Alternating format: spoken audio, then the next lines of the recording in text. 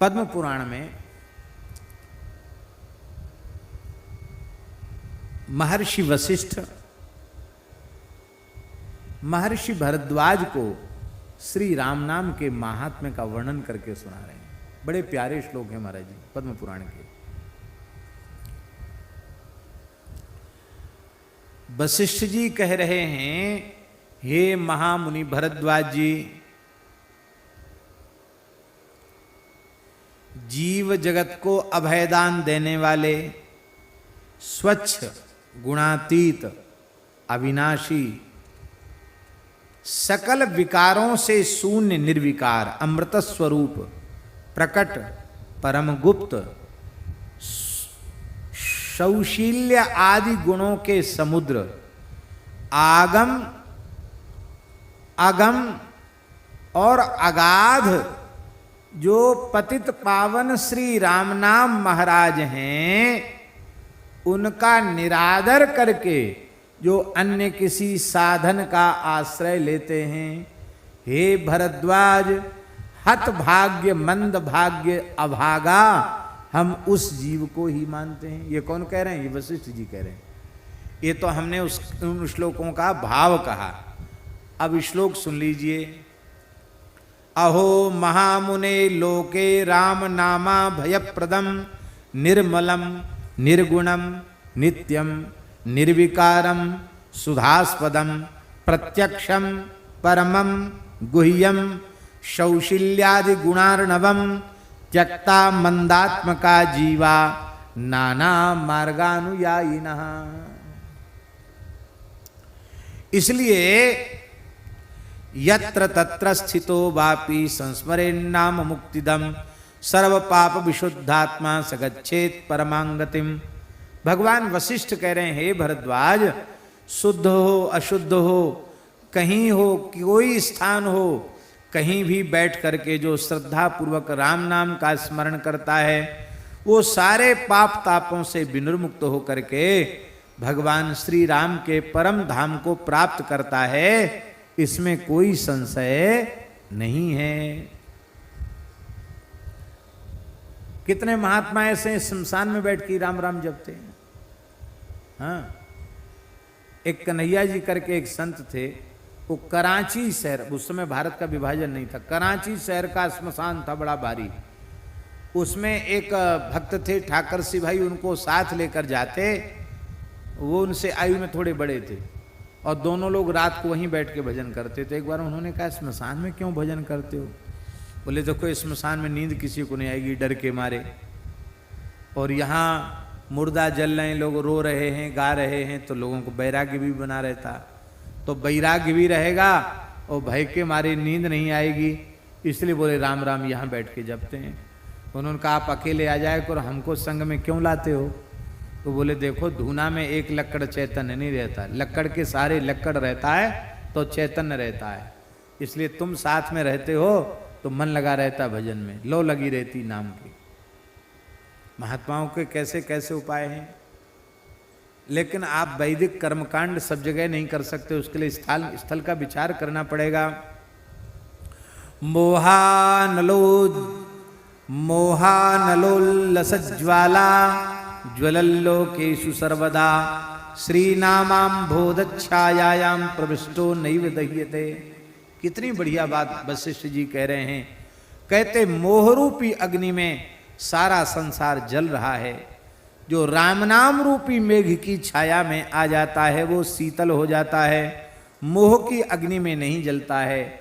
राम नाम ही शीतलता देने वाला है।